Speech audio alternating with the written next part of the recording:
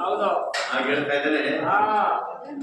ಆಗದ್ದಾಗದು ಈಗ ಕೇಳಿರೈ ಬ್ರಾಹ್ಮಣನ ಸಂಗಾತಿಸಲಿಗೋದೆ ಮಾಡುವುದೇ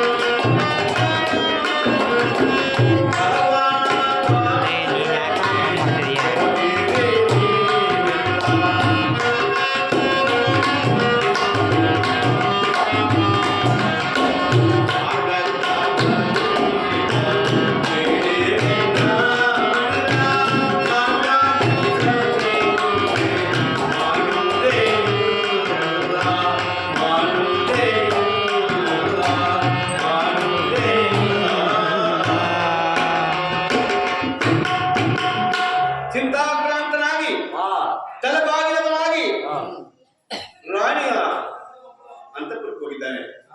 ಆದ್ರೆ ಆ ಪ್ರಭಾವತಿ ನೋಡಿದ್ದಾರೆ.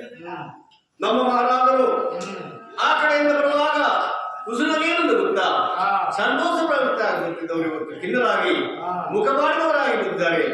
ಏನು ಸಮಾಚಾರ ಅಂತ ನೋಡ್ತಾ ಇದ್ದಾರೆ. ಆಗ